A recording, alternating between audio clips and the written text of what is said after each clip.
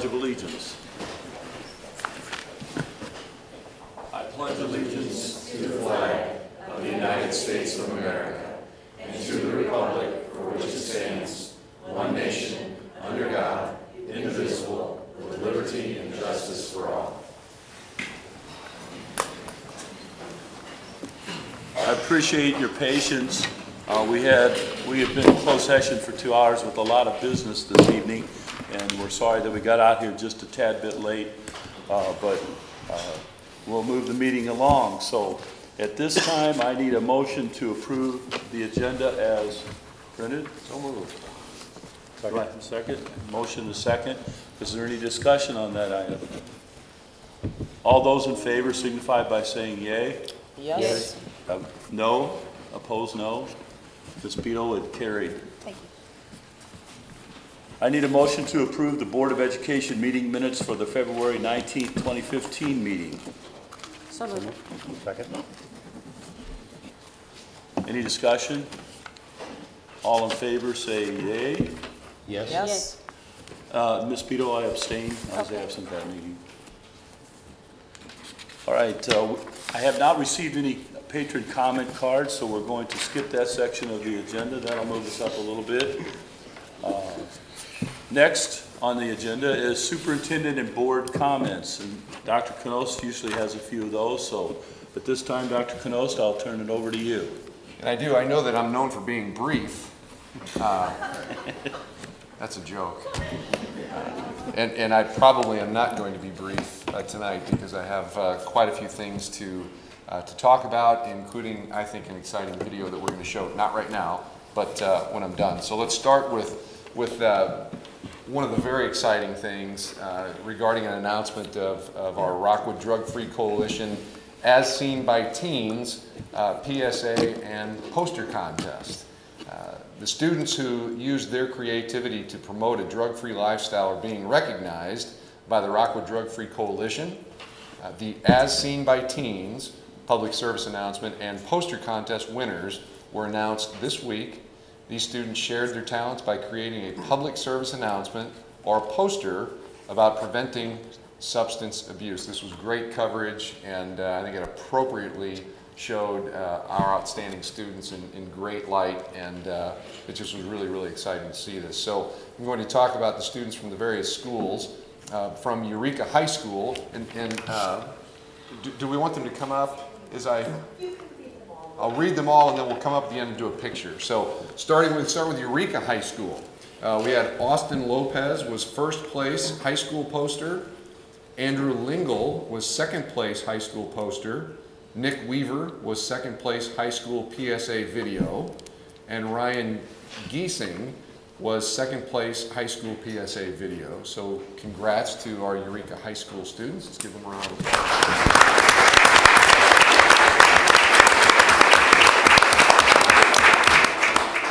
From Marquette High School, Morgan Hanley was third place high school poster. Juliana Van Mater was honorable mention high school poster. Matt Howard was first place high school PSA video.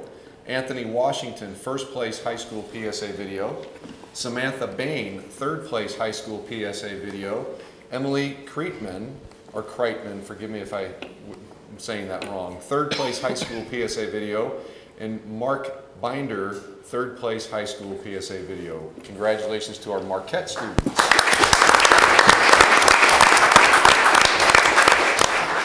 From Selvage Middle School, Nicole Ginther, second place middle school poster, and Grant Hayes, first place middle school PSA video. Congrats to the Selvage students. And because the coalition is a community organization, from Holy Infant, we have Annie Thompson, first place middle school poster, and Anna Powell, third place middle school poster.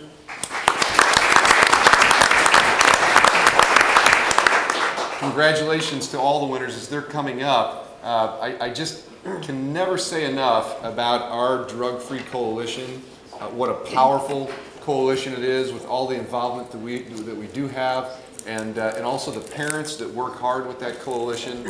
We are very, very fortunate in the Rockwood School District to have this, this ongoing, working, powerful coalition that the kids are engaged in, and it does work. It does get the message across. So congratulations to all of them. And now we'll do a quick picture. I love pictures. The parents want to get a photo. Yeah. I think it was right on us. I think we were good too. I don't know the picture.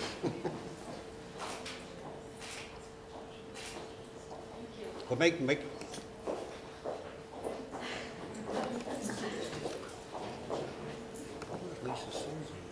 Who? Lisa's? Yeah, Lisa Lingo. When he goes back over.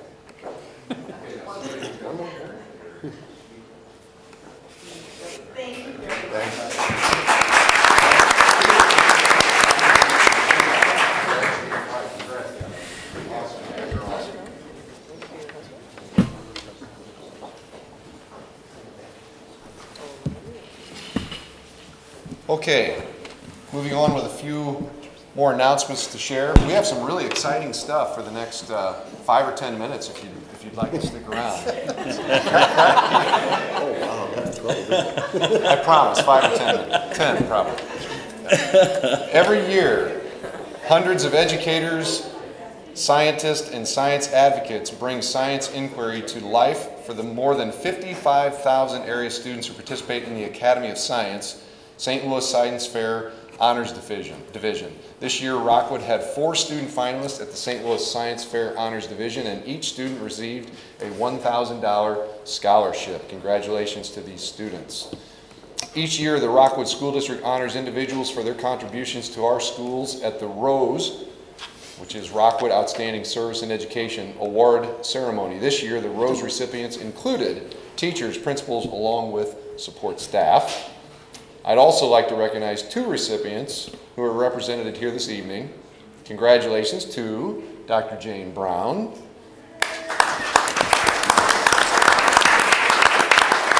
as well as Sheila Castle.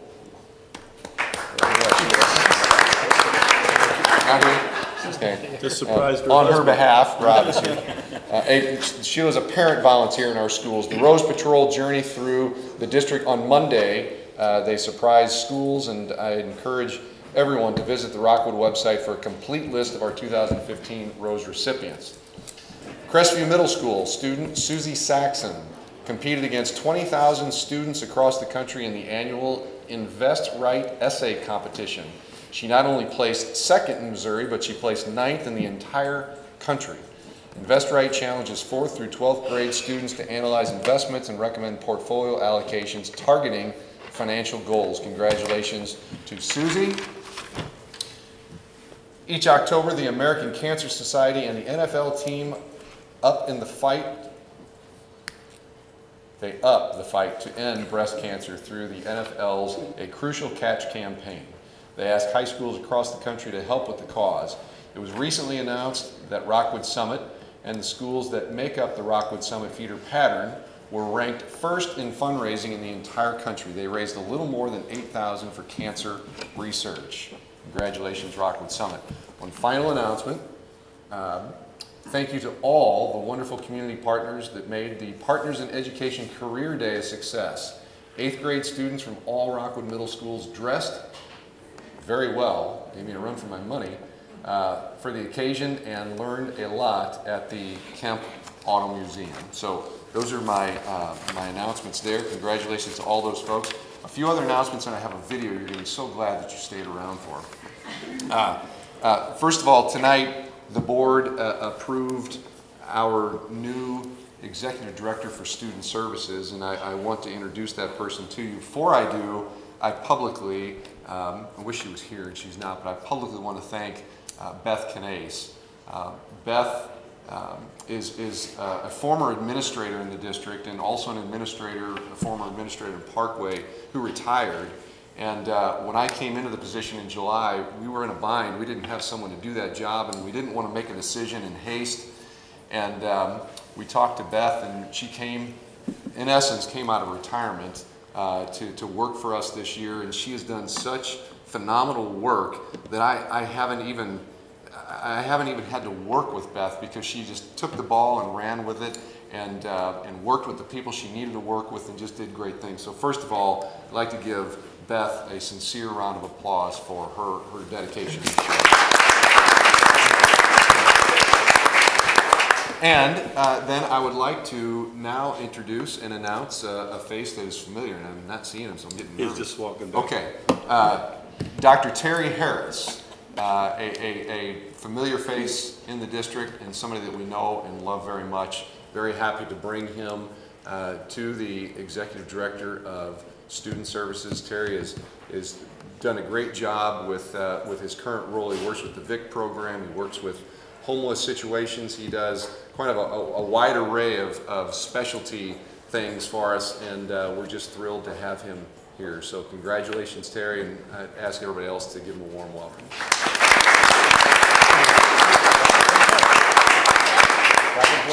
And also, last board meeting, the board approved the assistant superintendent position, and I think I said at that time, and I'll reiterate again, we're losing Dr. Whipke, who's going to go down and do fabulous things for the Fox School District. We know that. It's going to be exciting to watch him. It's a tough loss, but we all support his move to that superintendency. And happy to announce that replacing him as the assistant superintendent for school supervision is Dr. Lisa Counts, and she was able to be here tonight.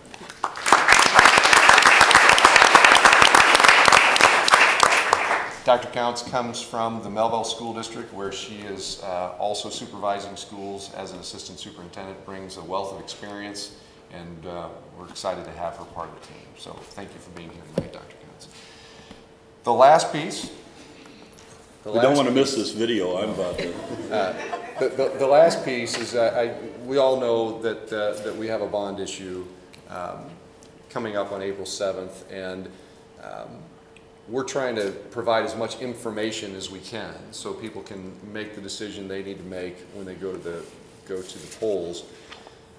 And I've been around and I've talked to the quadrants, and we talk about there's a lot of things covered, a lot of great things covered, from sustaining our technology to upgrading our STEM education in our high school science labs, to cycle maintenance pieces of roofs and parking lots and air conditioners. And there's a topic that a lot of folks like to mention is about the synthetic turf fields, which is clearly, please, if you have questions about that, get the facts, call me and talk to me. This is a cost-saving measure on maintenance of these fields. And I also want to announce there's a lot of focus on the material used and possible connections to health issues. That material is a certain infill that is called crumb rubber. We are looking at alternatives to that. We are looking at healthy alternatives that we think will be premier and cutting edge in our area. So we're excited about that. Keep that in mind. The one piece on the bond issue that I think is so vitally important is the safety and security piece. It may be smaller on the financial end, but to me, as the father of two school-aged children, it could not be more important. We've put together it's only 4 minutes and then we'll be done, a 4-minute informational video that I think really does that well. And it's me talking, but it'll keep me from going on longer. So we'll watch me talk on video for a finite amount of time. So I hope you enjoy this. Hi, my name is Eric. I'm the superintendent for the Rockwood School District. I'm here to talk to you a little bit about the bond issue that has been placed on the April 7th ballot.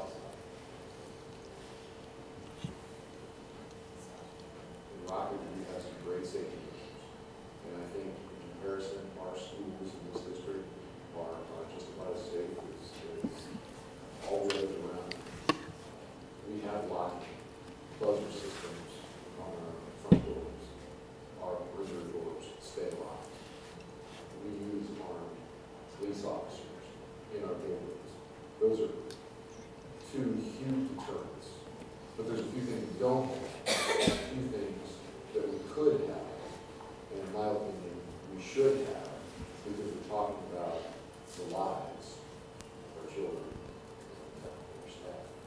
I'd like people to realize that while the safety and security portion of the bond issue looks small in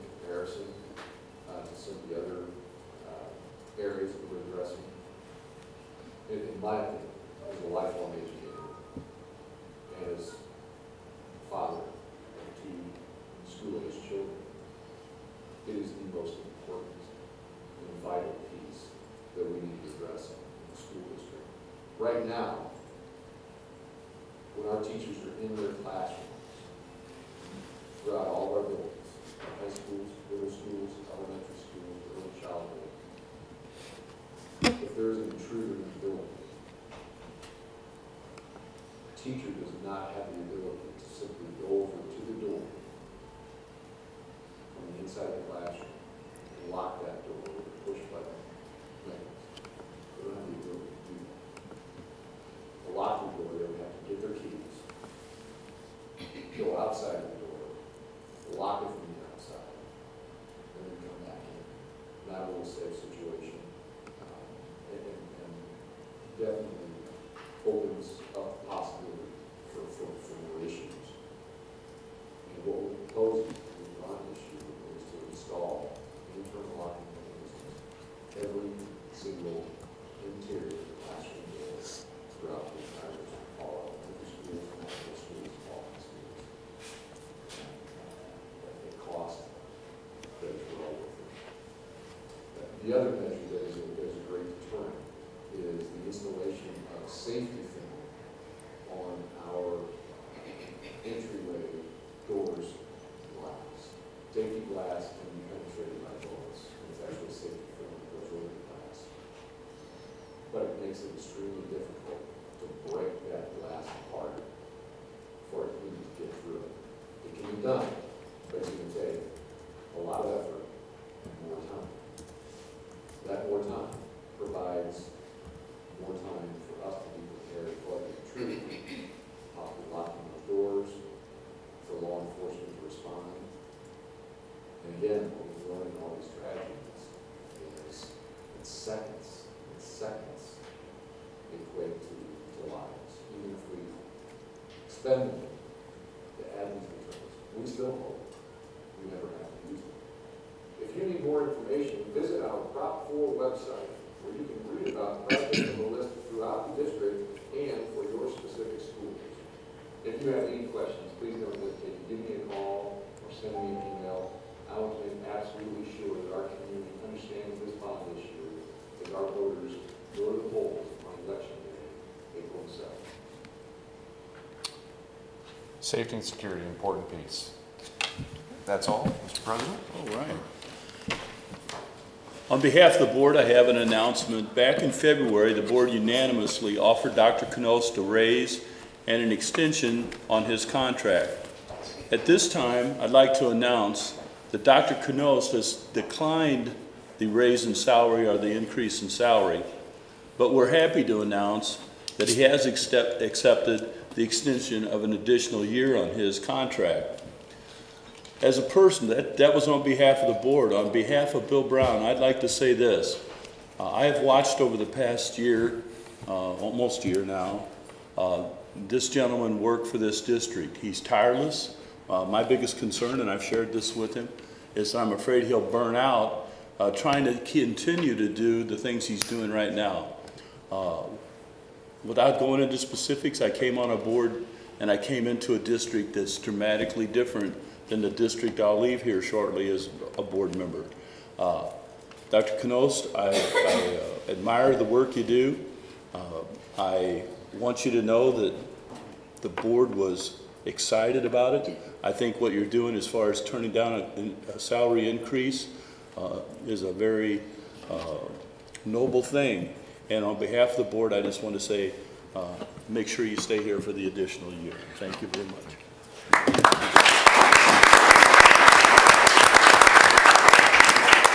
And all evening, Ms. Beto has been barbing me with these comments that since I was gone last time, Ms. Mondel handled things so expertly that I probably bungled that, and I'll hear about it later. But I just wanted you to know, Ms. Beto, I'm doing the best I can. Not all of us were privileged to grow up in Wisconsin and have the abilities of Ms. Mondel. Thank you. Good to have you back, sir. You're doing great. All right, next. I need a motion to approve the consent agenda this evening. Bill, moving on.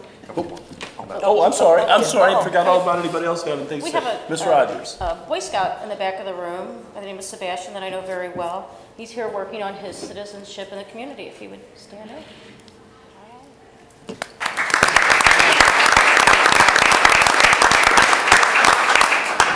Are there other board members? I apologize. Where'd he go? He's shy. Oh. Come on up. Humble. There he is. There he is. All right. Still can't see him. It's nice to have you here. There he is. There he is. Now we're Congratulations. As everybody probably already knows because I say it so often, citizenship in the community is one of the merit badges required on your road to becoming an Eagle Scout. So whenever you see a scout here for one of those merit badges, it's because he's getting close to that. So it's a very good achievement.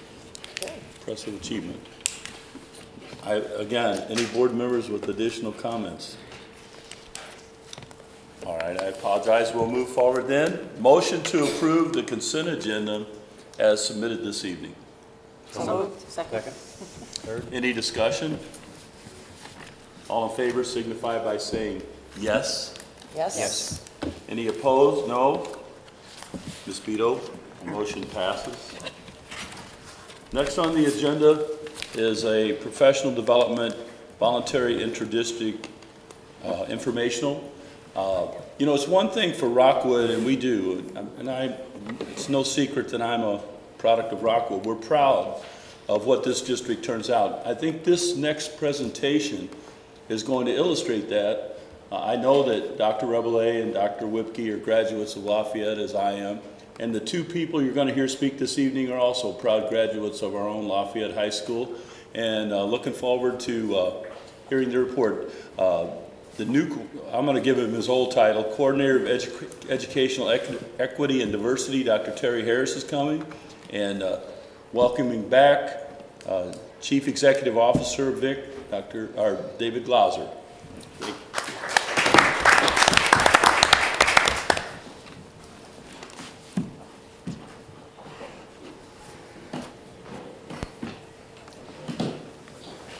Good to be back. Thank you again for that very warm welcome.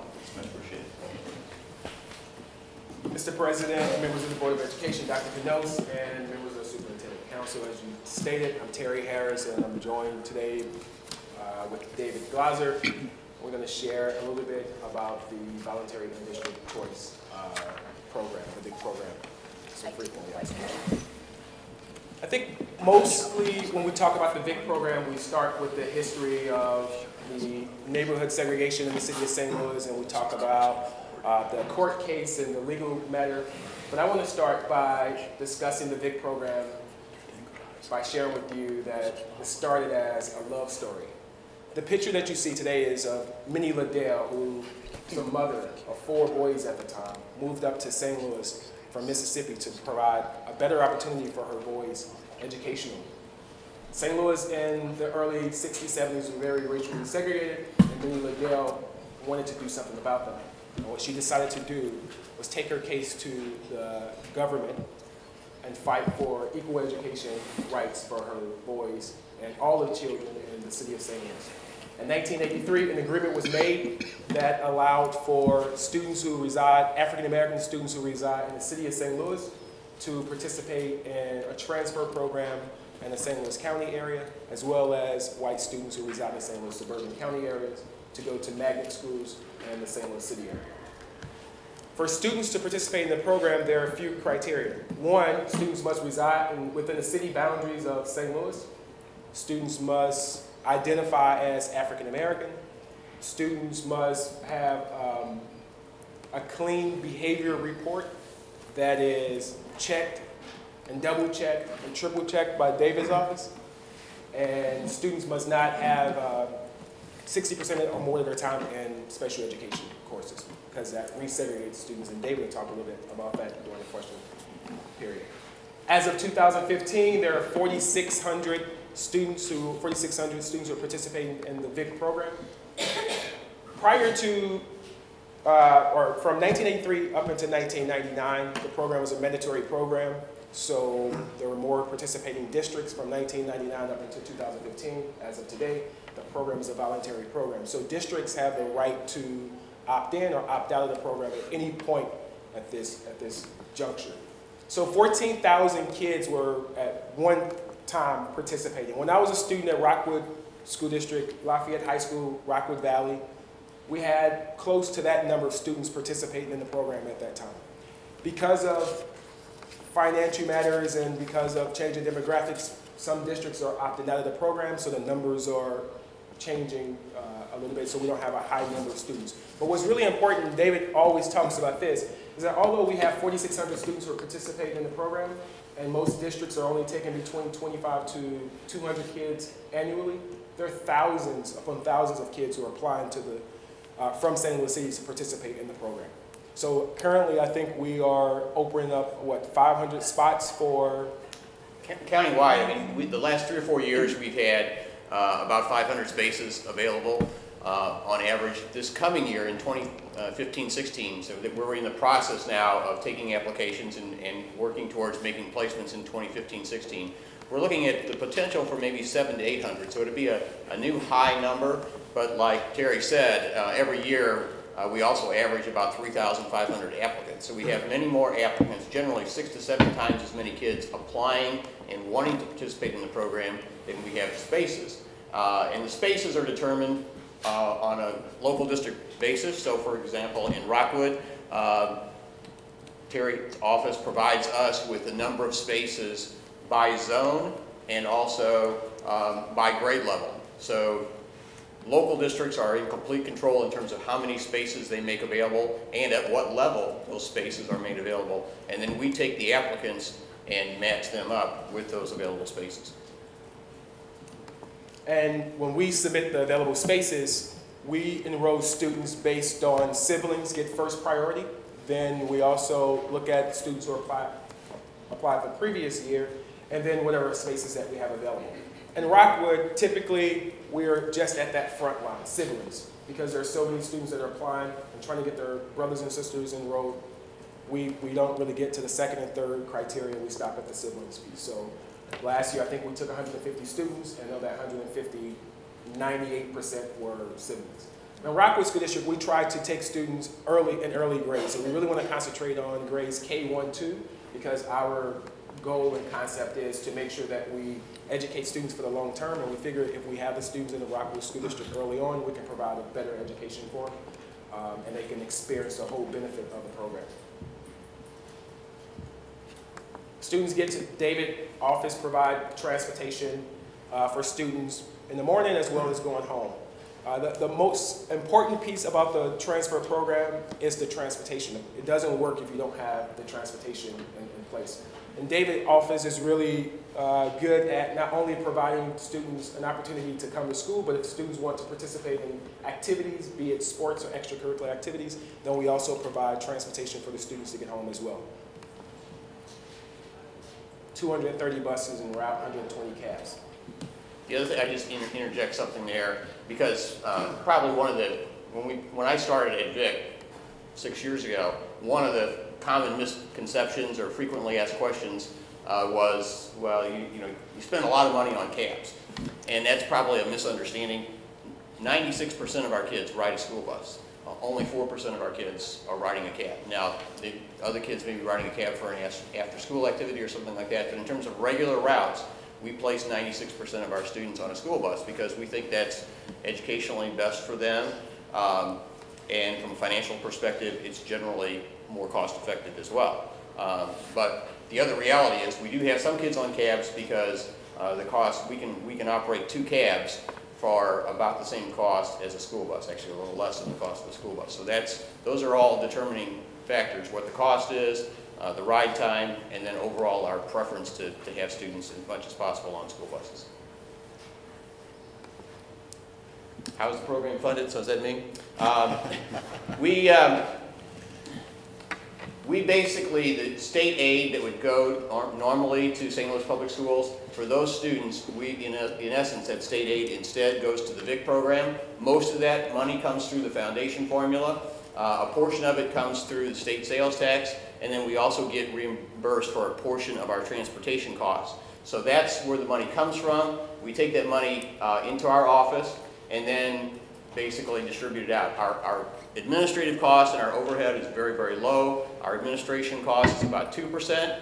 Our transportation cost is about 34% of our budget. So 2 plus 34 is 36. That leaves the remaining 64% to pay out to school districts in cost of education reimbursement. So we've been able to increase that slightly since I've been with the program. We now reimburse school districts their actual cost of education, but with a cap of $7,250. And most school districts, not surprisingly in St. Louis County, are above the $7,250. So that means most school districts are receiving $7,250 in reimbursement. What I tell people is kind of my 3-point elevator speech, and it's the third point, but since we're talking about finances, I'll mention that now. And that is, I don't feel like any school district is harmed financially by participating in the program, because school districts are able to control where they make spaces available. So if you have a classroom with 20 kids and you say, okay, I'm going to take 2 more VIC students, Rockwood's going to receive $7,250 for those 2 students, so you're going to get $14,500.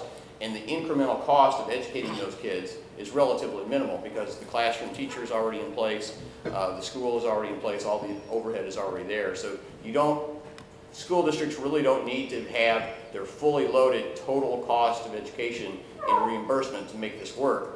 Just like Southwest Airlines, when they have 2 seats left on their airplane, they may sell those last 2 seats pretty inexpensively because they want a full plane. So that's an analogy that I use that I think a lot of times people find helpful in terms of how to look at it from a financial perspective. So one of the biggest questions we get is how successful is the VIC program? So we know that the graduation rate is higher compared to the students who remain in the city. We know the attendance rate is higher. We know that students do well on standardized tests better who are participating in the VIC program versus those students who stay back in their city. And these are reports, documented reports that have come out and David's office has shared in the past. We'll come back to the how long during David's 3 points. I just wanted to put a map up so you guys can see the 3 zones that we have in the schools that are continuously participating in the program. If you take a look at number 1 and 2 on the map, that's North St. Louis, which is where most of our students are coming from, North St. Louis. Zone 3 used to be zone 3 and 4, South St. Louis, and that is the Fenton, Eureka quadrant. But for the most part, we get a large percentage of our students from North St. Louis, and I'll show you a little bit later. Here are total numbers of students by school. Right now, Rockwood School District has 1,500 kids in the program, which is about 34% of the overall VIC participation rate. So a large percentage of students are in Rockwood. We are the largest participants. Yes, you are.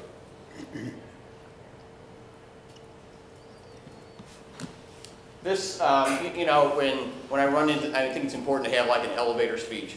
So if I run into somebody and they ask, you know, what do you do? And a lot of times I'll say, well, I oversee the desegregation program, because if I say VIC, a lot of people don't know what you're talking about. But most folks are familiar when you say the deseg program. So 3 kind of key talking points that, that I'll share with folks is, first of all, the program is beneficial for students from the city that choose to participate in the program. It does give them a choice. For those that want to take the initiative and want to participate, as Terry mentioned, we have a lot of, we do studies every year and we look at their academic achievement, and the African American students that participate in the program that attend county districts do achieve at a higher level than the African American students that remain in the city. That, I would think, would not come as a surprise to most people. Otherwise, why would parents choose to put their kids on a bus, take them out of the neighborhood, and ride on the bus to participate? But besides that, I also like to, you know, we're accountable and we live by standardized tests, but I think it's also important to know there's a lot of actual stories that go along with how well kids do as well. So it's more than just academic achievement, and even some of the kids that may struggle at an academic level, a lot of times they go on later in life and become very, very successful. And we try and highlight those. I put in front of you a couple of our most recent issues of the Volunteer. We send that out 3 times a year to all of our districts. We're starting sending it out electronically now. But just going to mention the one, it's an older one that's light blue. A young lady by the name of Sharonica Harden participated in the VIC program, attended Rockwood schools, and went on to become a principal in the St. Louis Public Schools area, and then went on to become an assistant superintendent at Rittner. So that's one example. There's, if you open it up, there's a poem in there written by a gentleman by the name of Albert Cloudy, and did a great job, is now a published poet, and actually read his poem at one of the awards assemblies that Vic puts on every year. So besides the academic side, there's all these anecdotal stories that I think would back up what I'm saying as well. The second thing that I would say, okay, so usually not too hard to convince people that this is a good program and it's beneficial to the kids from the city. Sometimes I get more pushback with my second point, which is for students in the county or for students in Rockwood, providing them with a more diverse educational experience has short and long-term benefits for them. So not only is this program good for the kids from the city, I believe as a resident of Rockwood for my entire life and having not only graduated but also had 2 kids that graduated from the program, I think that it's beneficial for our own resident kids. And I could spend a lot of time talking about that. I'm going to share a couple of things with you. One, there is this very, very in-depth research that was done by a gentleman, by a white person, and he titled his article, "The White Interest in School Integration." It's actually about 65 pages long. I brought 2 extra copies if anybody wants it, but I'm just going to read the introduction. And it says, "This article is written for white people. More specifically, it is for white parents of school-age children, of which I am one. The point of this article is to convince white parents to racially integrate schools because interracial contact will benefit white children. Racially diverse schools create academic and social benefits to white children that better prepare them for the multicultural world in which they will live and work. The interracial contact that occurs in integrated schools improves white students' academic performance and, more importantly, develops their cross-cultural competence skills.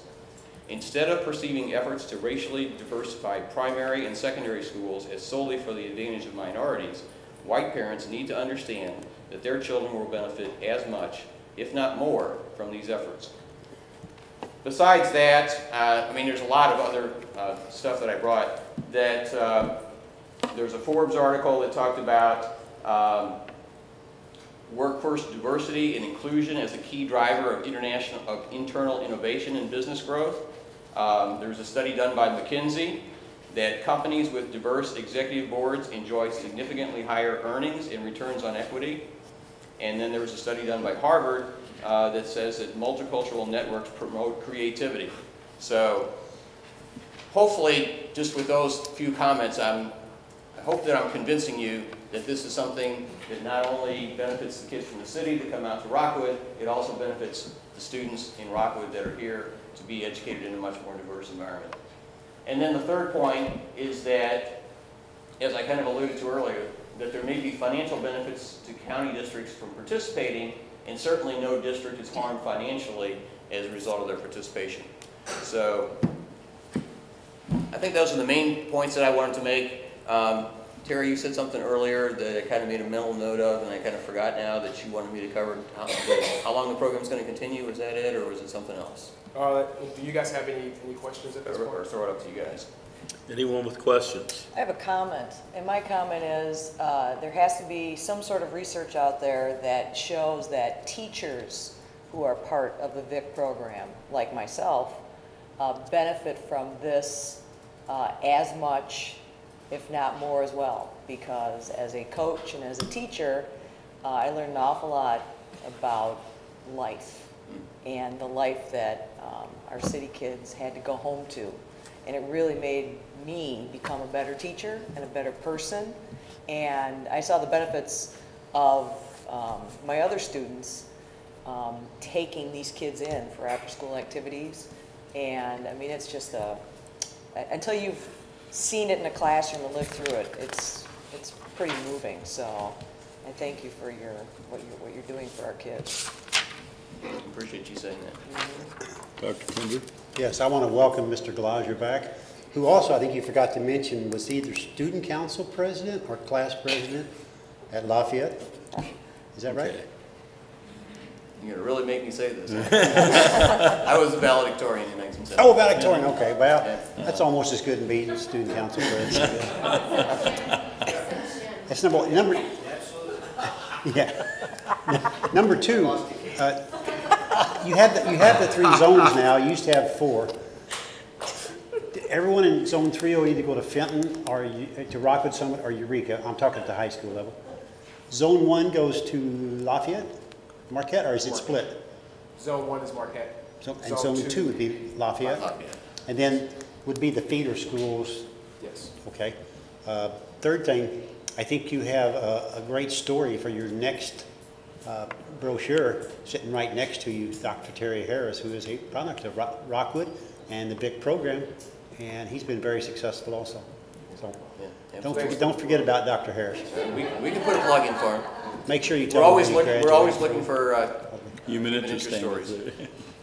Thanks, David. This presentation was more so of professional learning, not to convince you guys. The mere fact that Rockwood School District, as the largest participating district, is because of the support of the Board of Education. So in addition to providing professional learning, we also want to say thank you for allowing us to participate and support students. So we're really grateful for that. Thank you. And I think Ms. Mondel said something that I'd like to endorse as well. I taught it for many, and I'm still teaching, and I agree with her wholeheartedly.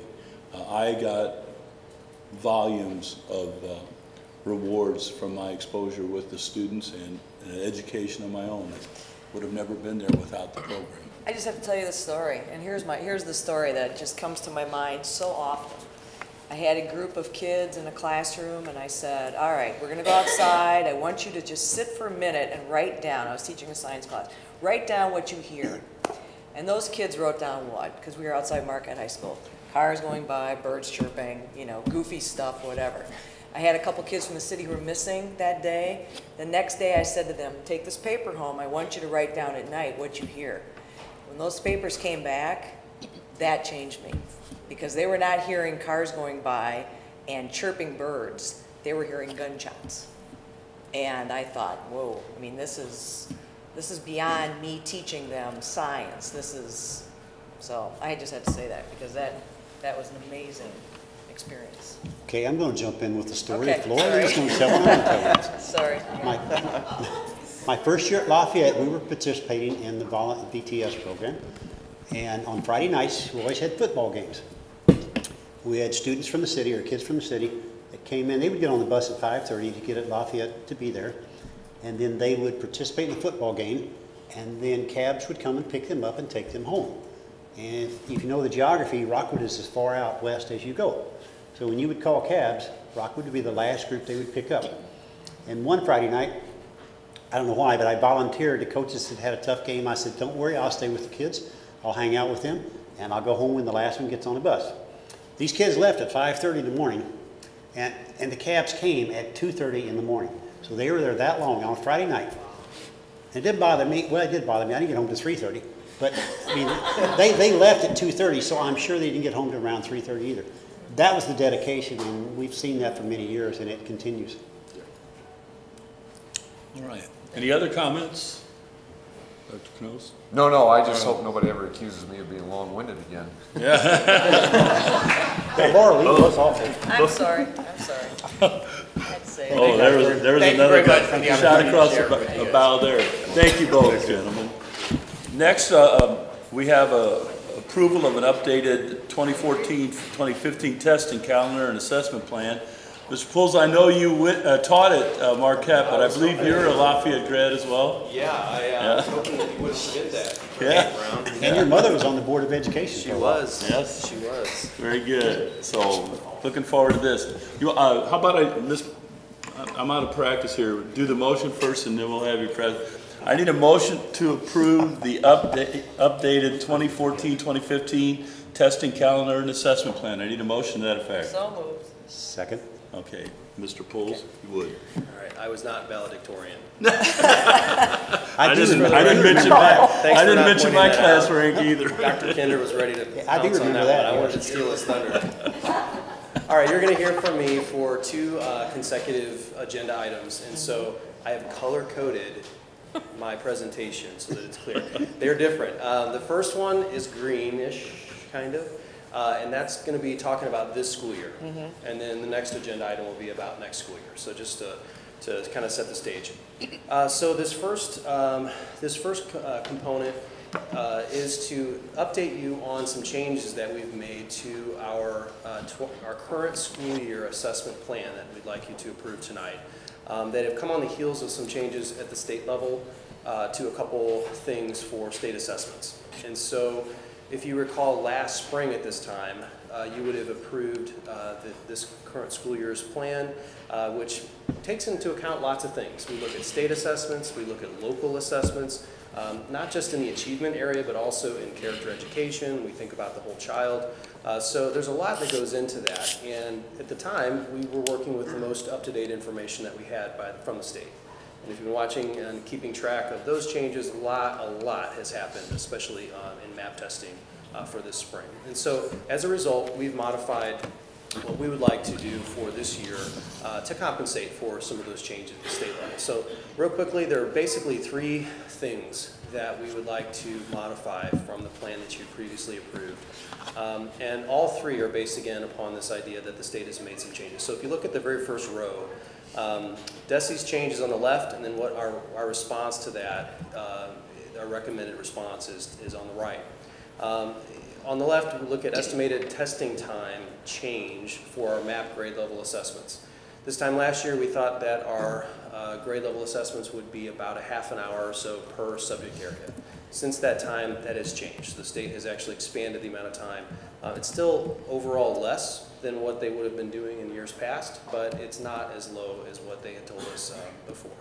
And so when we looked at the overall scheme of things and looked at the overall plan, it made sense to our building principals, to our testing and assessment advisory committee, to everybody that we spoke with about this, that we would not do the assessment that we had planned to do in those grade levels in grades 3, 4, 6, and 7 called the ACT Aspire, just in those grade levels. We wanted to eliminate that because, again, we're respecting the fact that we want our students to be gaining instruction, gaining learning, and not being over-assessed when it can be avoided. So the response there is reduce the locally selected assessment in response to the increased length of time of the state assessment. So, the second one that we have incorporated was more of a recent change from DESI that has to do with their encouragement for school districts to provide for practices for external or for students that are non-public resident students to participate in assessments. And so one of those assessments is the ACT, the statewide ACT that's new this year across Missouri. Rockwood's been doing that for our 11th graders for a number of years. The state, this is the first year that the state's going to be offering that. And so DESI guided districts to have some kind of a practice that's defined in their literature or in their assessment plan, and so we've included this statement that you see in the second row.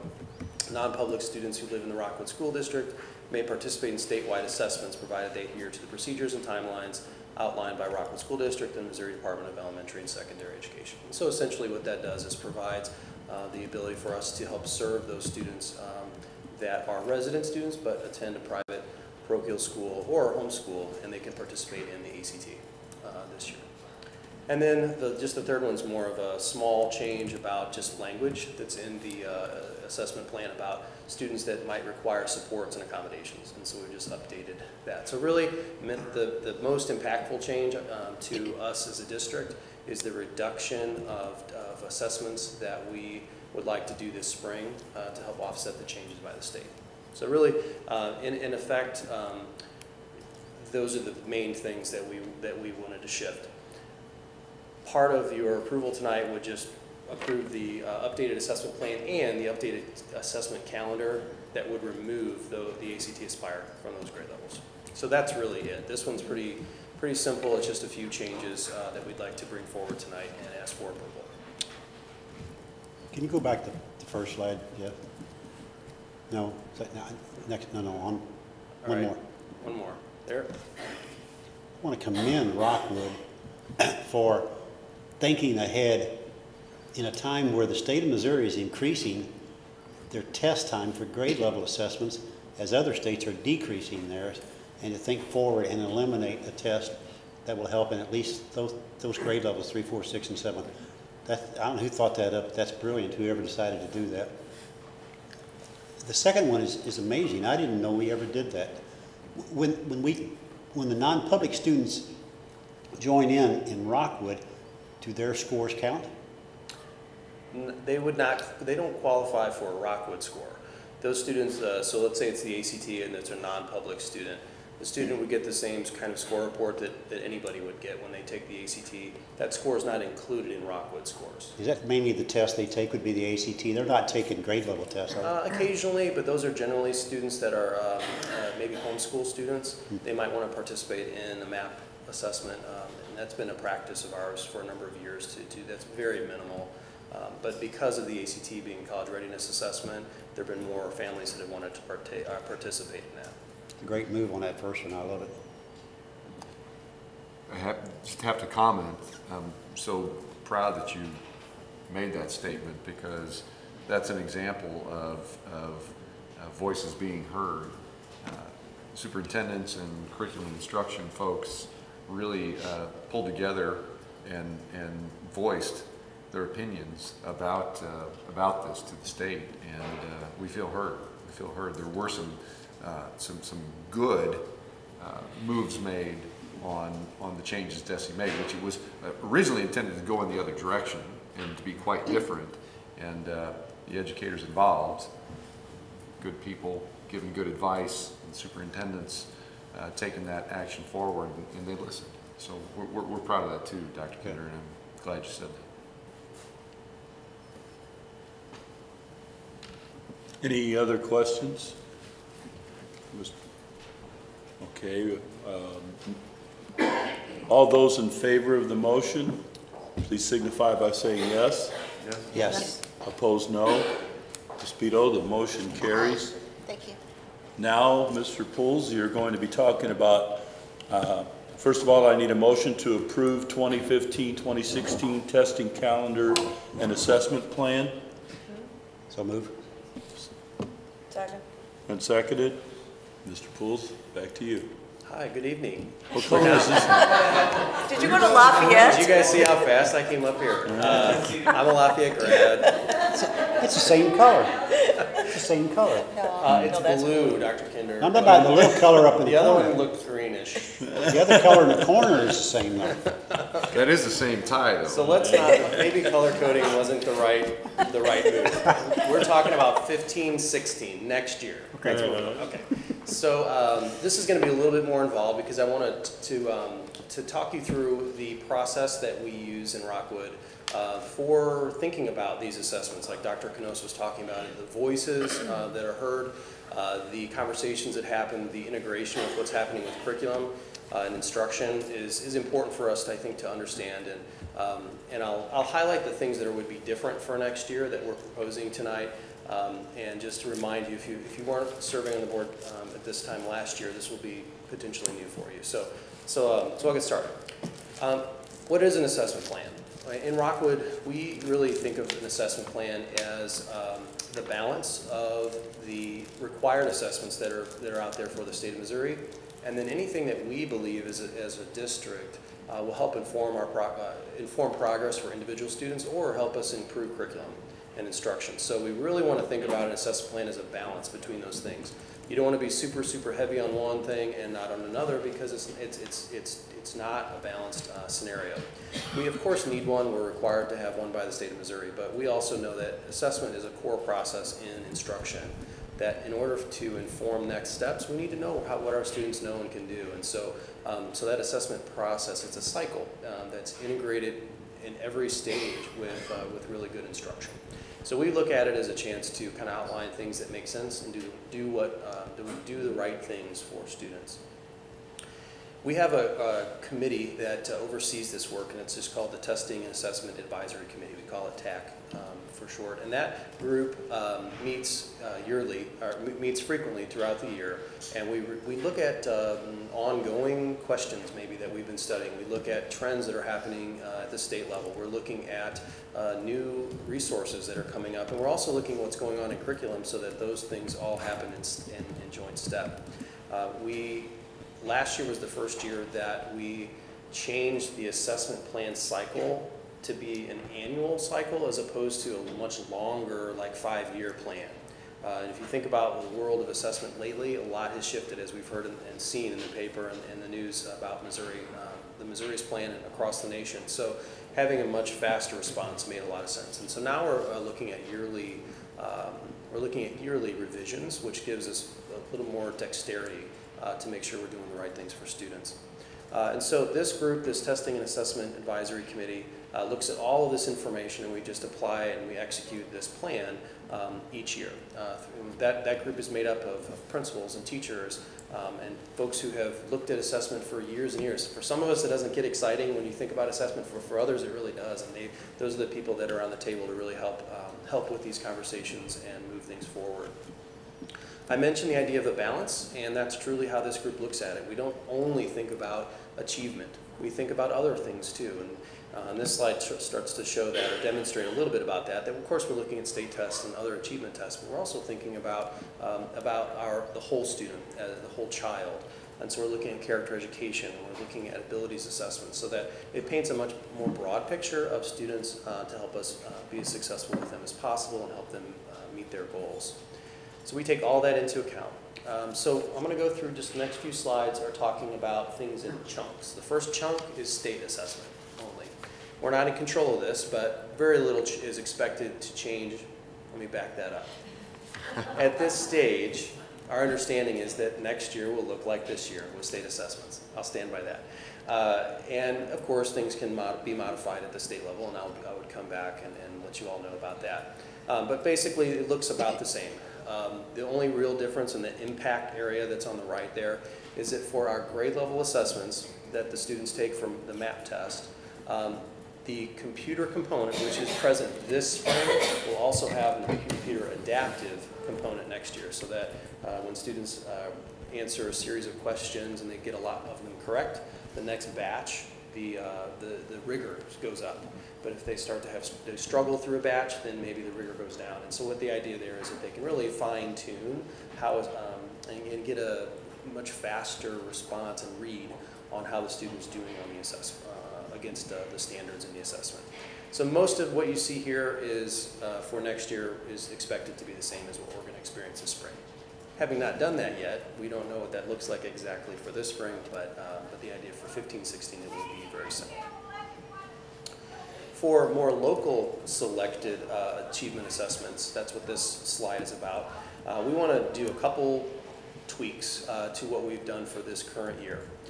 You've heard that our English language arts curriculum is going through a lot of great revisions, and along with that is a way to assess students on a more one-on-one basis that allows teachers to really listen to students reading and gain information from cues that students are giving them. And that's the second bullet there, benchmark assessment system. And that's a really neat thing, because now we get additional information about student reading, and we know how important that is to student success with a real integrated teacher component that's not so much a group activity, it's an individual activity. And in order to do that, we're also going to reduce some things. And so it's kind of that what Dr. Knost and Dr. Kinder talked about, this balance and ebb and flow, that we might add something, but we also want to keep in mind the overall testing time that's required, and also things like finances and costs to keep those in check. So what you see here, the overall impact here of doing those changes, we're looking at putting Aspire back in, but only at 7th grade.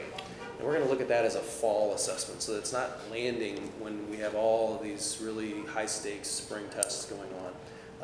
And then we're also going to expand into a world language assessment that you see here that would be in the courses of French, German, and Spanish. So some changes, but again, it's that kind of ebb and flow back and forth to make sure we're getting the right kind of information at the right depth to help inform instruction and really help students grow. And so we look at this as in terms of impacts. that we really can enhance our measurement of student growth. And we also really are integrating really in lockstep with what's going on in curriculum. No changes at all recommended for our abilities assessments, which is the COGAT assessment or cognitive abilities test in grades 1, 3, and 5. So no changes there. And then just minimal changes when we look at the character education assessments and surveys that we propose. We do a student Gallup student poll rather in grades 5 through 12, and we would continue on with the surveys at the lower grades.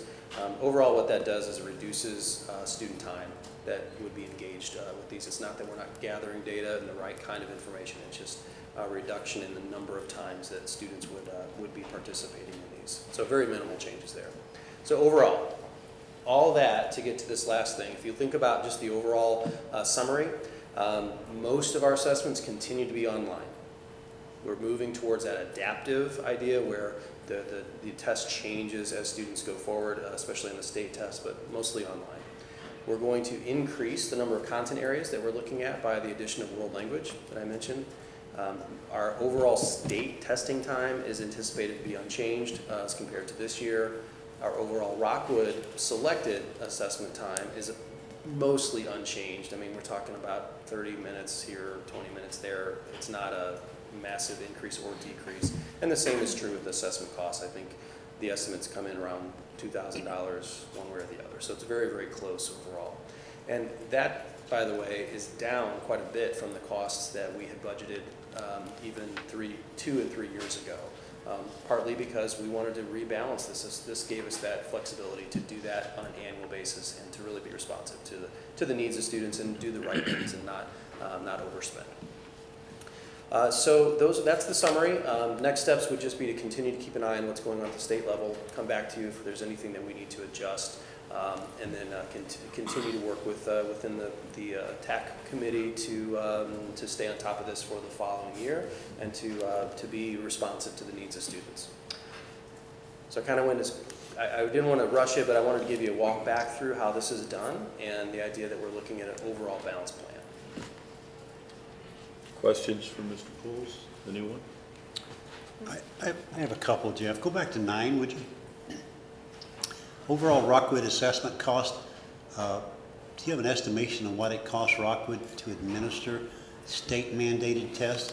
And do they reimburse us for that, or that's out of our pocket, isn't it? I don't have an overall cost for you right now, but the district does take a component of the cost for state assessment. It's about $1.80 per student for per that. test? Per test. So it's not a per grade level. Per grade level. So 3rd grade student, $1.80, 4th grade. That cost has remained flat over the last several years, and from what I am hearing from the State Department, they've tried to commit to keeping that relatively flat going forward so districts can budget accordingly. In the assessment world, $1.80 per grade level is actually a very low cost for an assessment of that caliber. Well, once again, we're paying for that. State's not reimbursing. The state picks up a large portion on their own before it comes to us. That goes to the vendors, but our portion is $1.80. That's correct. Can you go back to number 5 real quick? You're probably amazed I remember the slide numbers, but I did. In the course assessments, Algebra 1, Biology, English 2, Government, Algebra 2 required for students completing Algebra 1. They don't take an Algebra 2 test, they just have to take Algebra 2. Is that what that's saying? There's not an Algebra 2 test? There is an Algebra 2 test. Okay, no. So if they've completed Algebra 1 prior to grade 9, they will take the Algebra 2 test? That's correct. Okay. That actually is tied to the No Child Left Behind, the actual federal legislation that requires a student to have an accountability score at the high school level for math. And so if they've already taken their algebra course, which is great, at the middle school level, then they would take the Algebra 2 course and EOC when they take the course in high school. We don't offer any high school credit for any course taken in 8th grade, do we? Actually, yes, we do. Yeah. We do. Usually, and I might be out of my lane a little bit, but I'll tell you what I know. And that is usually, let's say a student takes a high school level course as an 8th grader. The credit gets applied, though, once they've completed the next course when they in 9th grade. So maybe they've taken Algebra 1 in 8th grade, they take geometry in 9th grade, and when they've completed geometry and gained credit for that, that credit is retroactively applied for that student. Thanks. Did I say that right? Okay. It's on the transcript. For algebra? I'm sorry? For algebra, you're saying? For more than algebra, there's other courses as well. So we have lots of students who are accelerated in math especially, but there might be geometry. We have students that are taking geometry in middle school as well. And so again, that credit gets applied later in a retroactive way. Would the Algebra 1 also be on there? I mean, if they take geometry in 8th grade, they go to 9th grade and take Algebra 2 or whatever it is, the geometry plus the Algebra 1, both? Yep. Yeah, So that was my students question. can enter high school after that first year, really gaining 2 or potentially more than 2 retroactive credits. That's good. Excellent. Any other questions? I want to make a comment. Just, you know, a lot of districts aren't lucky to have a director of research, evaluation, and assessment. And on top of that, even when they do, they're not always that lucky to have somebody as good as Jeff. Jeff is unbelievably reliable and accurate with the work that he does. One of those things I say often to the good people around me, one of those things that I never have to lose any sleep over, and I know Karen feels the same way. And just want to publicly thank Jeff for the hard work he's done. He's contributed a lot to the Rockwood School District over the years, and it's just, when I saw that he was in this role when I was coming into the district, I was thrilled, and now that I've witnessed him in this role, that was just validated. That thought that I had coming in was validated, and I just really want to publicly thank him for all the hard work that he does. Appreciate that. Thank you. Thanks, Jeff. Thank you, Jeff. All right, all those in favor of the motion, please signify by saying yes. Yes. Opposed, no. Ms. Beto, that passes. All right, we're moving along to agenda item 8.04, the first reading of the Rockwood K-8 PE and health curriculum. I'm not sure if either of these two people are Rockwood graduates or not. Shelley Willett and Edward Madison are going to present. First of all, I need a motion to postpone approval of the K-8 PE health curriculum as presented until the March 26, 2015 board meeting. So moved. Second. And seconded. Second. Good evening. We're excited to present you with this curriculum this evening.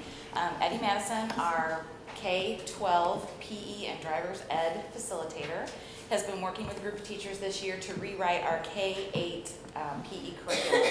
He's also been spending quite a bit of time trying to integrate PE within other content areas as well. And in addition to doing this, so he's been quite busy. He's been doing a lot of STEM in the gym and heading around the district doing that, so it's been great to watch. So I'm going to turn it over to Eddie, and he's going to let you know what the curriculum team put together. All right, great. Thank you, Shelley. First off, I just want to second what President Brown said earlier about Dr. Knows. Just as a person in the district and just seeing the direction and the turnaround and how fast it's going, it's been great. Thanks, and then, all right, so just wanted to second that, and Bill, thanks for bringing that up. And now on to the approval of K through 8 PE. You know I don't get to vote, don't you? But no, it's been a great process. 9 through 12 implementation is going real well, just to fill you guys in on that. The teachers are loving the new health textbooks and some of the resources and new activities that we brought into the 9 through 12. And so that kind of brings us to the K through 8 rewrite that we're currently going through and actually finished, completed, went through its second round at CAC today.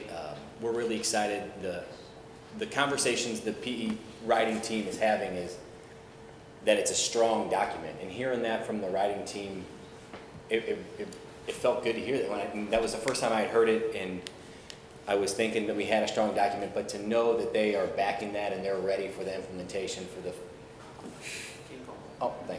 for the 15-16 school year, we're excited. So just a few minor changes in the K through 8 rewrite. If you look, in 2006 was the last time we rewrote the K through 8 curriculum. We had CCOs, the core curricular objectives, a shift now to the standards that are grouped in the instructional units, the essential course outcomes that come with that, which are a great piece to know and to be able to test on where our kids are when they're leaving the grade level, the enduring understandings, and the cross-cutting theme, which I think is great. We always talk about integration, but you can integrate, but unless it's meaningful integration, it really doesn't matter. And so we've kind of brought some pieces into the gym this year. With our STEM piece, Glenn Hancock and I said, hey, what can I do to kind of get things going for STEM? And I know like he's kind of given the task to go around and see how he can integrate as much as he can, as much STEM as he can. So I said, what about STEM in the gym? And I found this great program where you bring large, simple machines into the gym, and the kids are not only learning about the simple machines, but they're being active. Most importantly, coming from our PE classes, the kids are being active while they're doing it. And it's gone great. And so Suzanne Moore, the elementary facilitator for science, said, hey, let's add that into the STEM day. And so when the elementaries are doing their STEM days, in the gym, the PE teachers are teaching simple machines K through 5, and it's unbelievable. I actually get an opportunity to go back, and I usually teach the first two classes of the day, which is a great experience. So STEM in the gym is one of the pieces that we're bringing. But then kind of reversing that, it was how can we get PE into the general classroom? And so that was another question. We always talk about brain breaks, and a local parent said, hey, I have this program called Move Me. And she said, hey, let's try it out. I'll give you guys a trial for April through May of last school year, and the teachers loved it. We tried it at Stanton, Ellisville, Utah, and Kurzmill, I believe, are the 4 schools we have it at. We started in last year, and then we were able to purchase the product this year. And so it's great. It's 25-minute pieces of brain breaks, and it isn't just get out of your seat, jump around, do jumping jacks, things like that. There's research behind it. It's meaningful. We won't go into that, but we'll continue back to the K through 8. But just the meaningful piece of integration, not only bringing curriculums into the gym, but taking gym and bringing it into the classroom. So changes in instruction for this year, and I think that's the most important piece. We can write the curriculum, but the most important piece the piece that we forget about, I just want to say something kind of funny. This morning at CAC, I was the peacemaker, because I said peace the most times, so I've just said it like 6 times in a row. So the important thing is for the teachers, we can write the curriculum, but the instruction piece is important. And so we'll have some strong PD this summer plan for the teachers to be able to identify, look over the documents, become familiar with the new units, so we can take that and when we implement it for the 15-16 school year, we'll have some strong instruction. 2006, we gave letter grades K through 5, and we will now be, as of last year, we now do standards-based grading and reporting K through 5. And then, of course, 4 years ago, we had a minor shift in how many health lessons we taught at the elementary level.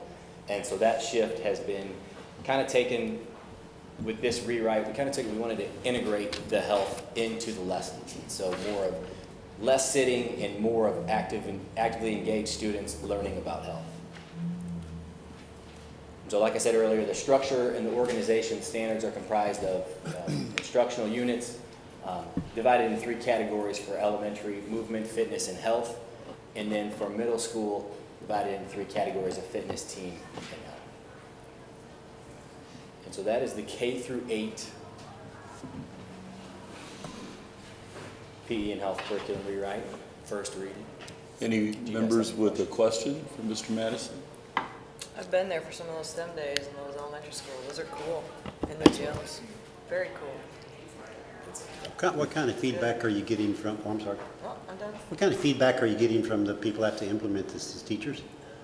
The teachers, what kind of feedback are you getting from this change from them? Well, as far as like the integration piece, Do they like it? they love it, and Okay. I think I think the most important part of it is the reflection that we have. With this year being the first year, the reflection, having conversations with Shelley and the other teachers, and kind of taking it the next step. I think one thing we're missing this year is that we have the big gears, we have the pulleys. The kids are having a great time, actively engaged on it.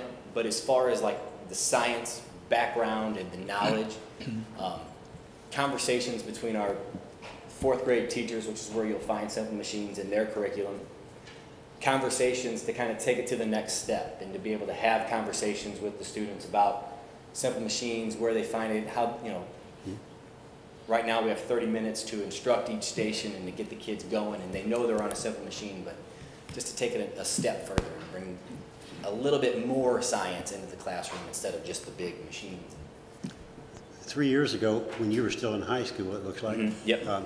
Not in Rockwood. Standards-based grading was a hot topic, and that along with Common Core, it was like the audience was full of people against standards-based grading. How's that working? It's going well. The teachers have 3 standards that they grade on, and of course there's a long list of things that go under each one of those standards, but they've made the adjustments, the PD has been there, and it's going well. Great. You're not the only ones that are using standard-based grading, only area. A lot of them are using it, right? Are all of them using it now? I don't think all of them. K2, all of the subjects are standards-based. K2 report card. And 3 through 5, that is, if you remember at the last board meeting when we did the elementary language arts new rewrite, that will start. That will be the first main subject area in 3 through 5 that will start making that transition. But prior to that, in the specialists, they have all moved to standards-based at the 3 through 5 area. When you plan to have that incorporated K through 12, do you have a deadline? Not a deadline, but. Not at this point. No. If you remember last year, we kind of put the secondary on hold for a while, and that committee has transferred to the curriculum department, and we are starting our meeting. We are meeting right after spring break, so on March 30th. Okay. Thank you. A lot of that key will have to go with the content area at the secondary level.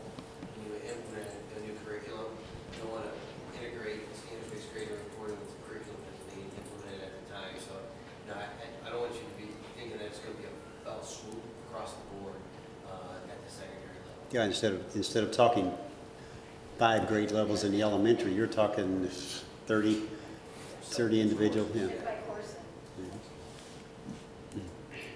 Any other questions or comments? Mr. Madison, I only have one quick question for you.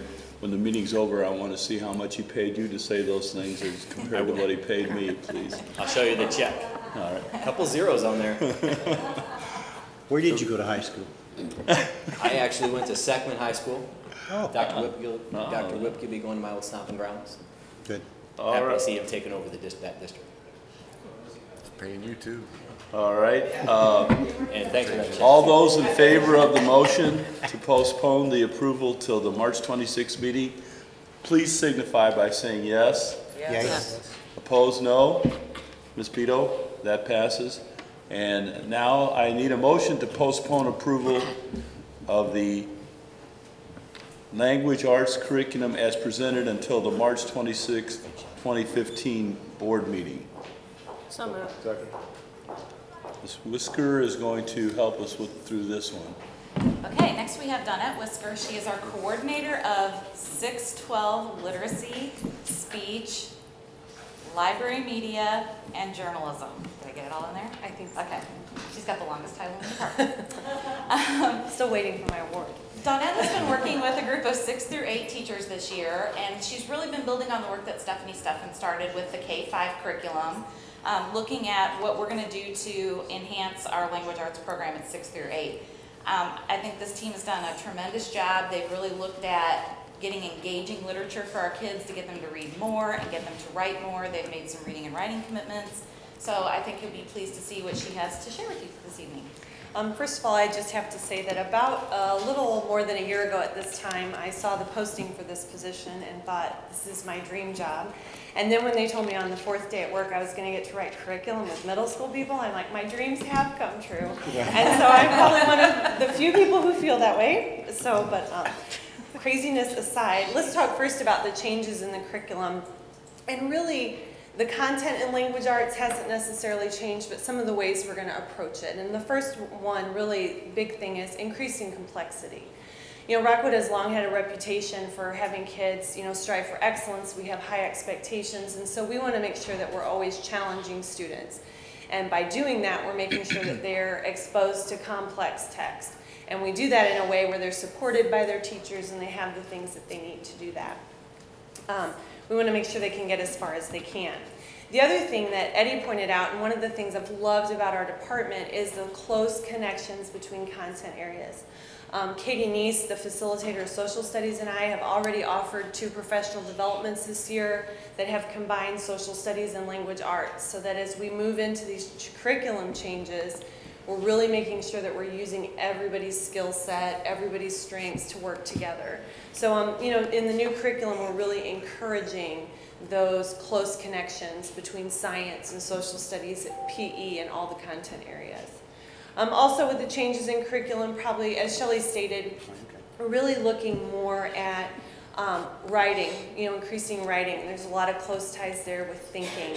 We're also looking at increasing independent reading, building a lifelong love of reading in students and allowing them to read more novels of their choice. You know, continuing to teach class novels to show them the skills, but also giving them the opportunity to independently read and write on topics of their choice. And then next, we have changes in instruction and assessment. Some of the key changes you're going to see here, as I said, is really the idea of the word inquiry. You're going to hear a lot, whether it's in social studies or science and in language arts. And what it really is about is the idea that students deserve to make choices. And that if we really want them to learn and grow, we've got to allow them to make choices and decisions, and then we're there to support them in that learning along the way. And so some of those things, as you'll see, they're going to read a variety of texts. We want to increase the amount of text they're reading, and we can do that through independent reading. Another thing is moving from facilitating activities, instead of focusing on a single activity, looking at a model lesson, looking at the big picture. What are we trying to accomplish? What do we want? And that's tying together that reading and writing and other content areas. And so if we look at model lessons, we'll be more able to do that. I'm looking at kind of a workshop model. I taught within a workshop model for many years, and I always told kids it's like, imagine a workshop where we're going to give you tools. And we want you to take those tools and for the rest of your life be able to use them. And that's really what we're looking at when we're looking at instruction and assessment under this new curriculum, is how can we give kids the tools they need forever for the rest of their lives. And then finally, our curriculum structure and organization. And you'll see it's pretty straightforward, and there's a lot of similarities. And there's a focus on argumentative writing. We'll still be doing a lot of that traditional type of writing, the narrative, expository, informative, all those sorts of things. But we also really want, kids are bombarded with information, and argumentative writing allows them to be educated consumers of that information. And so it's really important that we provide them, and this is something I've been working closely with the social studies department, the science department, any content area, any skill set that kids are going to go out in the workforce or where they're going to go in their life, they need to be able to make statements, they need to be able to support what they're saying, provide evidence for what they're doing, and find that evidence. Unfortunately, there's a lot of bad information in the world, and how can we give our kids the skills to find what is factual and relevant and important? So, questions? Anyone? Dr. Kendrick? Where'd you go to high school? I am a former Union Wildcat. I graduated from Really? Union High School, yes. That's nice. I have a question that doesn't have to do with that. If you go back to your very first slide, having a son who's now in 8th grade, about to leave middle school, you talked about, you know, having kids become better readers. And I think that's something that we've really been missing the last few years. Our kids, you know, all the way up through 5th grade, I don't know how you guys feel about this, but through 5th grade, my kids read all the time. And then it seems like you get to 6th grade and it kind of falls off. And I love the fiction and nonfiction. I think those are both important. And I mean, I sit on CAC, so I've seen this, but I think this slide right here is just fantastic for our kids. I'm very excited for, you know, as a parent myself of an 8th grade student, you know, who's an avid reader, it's so important. And research shows us over and over again, when we've got kids who are readers, it leads to success in all areas of their life. And so the only way to do that is to make them love reading. And that's not going to happen unless we provide them with lots of opportunities and a variety of text. And some choice. And some choice, yes. Choice. Shelley, where'd you go to high school? I went to Francis Howell High School. Oh, okay, thank you.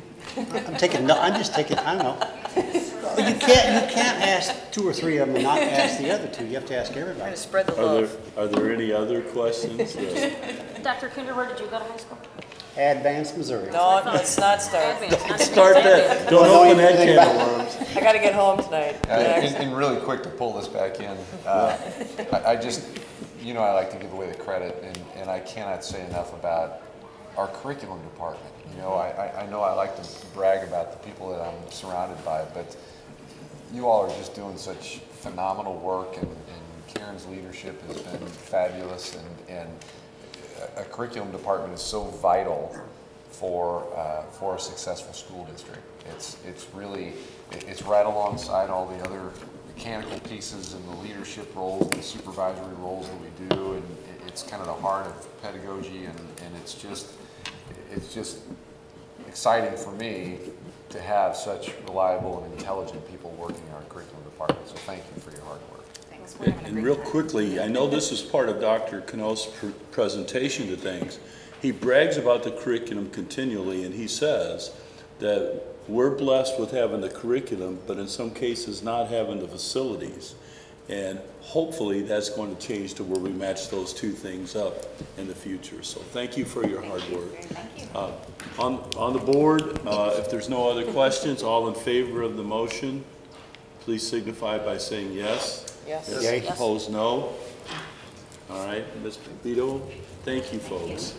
Thank you, Ms. Beto. That did pass, in case you're Appreciate that. on your edge of your seat. You're good. All right, at this point, it's time for Mr. Tim Rooney. I'm going to be particularly sad during this presentation. I lost a very prestigious title because of what we're about to do. I feel a little less as a human because of it. So.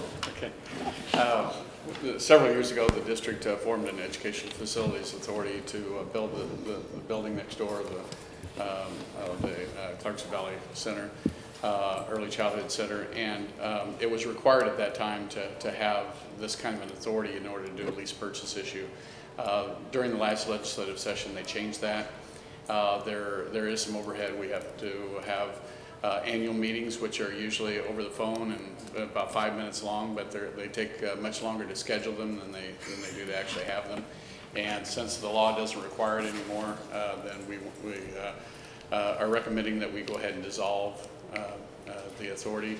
We had our meeting with the actual authority last week, and we voted as a group to dissolve it. And now it's up to the board to do the same, and if both organizations do that, then we can file the appropriate paperwork and no longer have that authority. It was one of the unexpected rewards of being the president of the board. You found out that you were, what was my title with this? You were president. President of this too, so I'm losing things right and left here. So I was secretary and treasurer. I'm sure the board's I'm sure the board's going to enthusiastically remove me from this position here in just a minute. Any other questions? All those in favor? Oh, we need a motion to dissolve the Rockwood School District Educational Facilities Authority. Do I have a motion to that? So moved. A second? Second. And seconded. No other questions?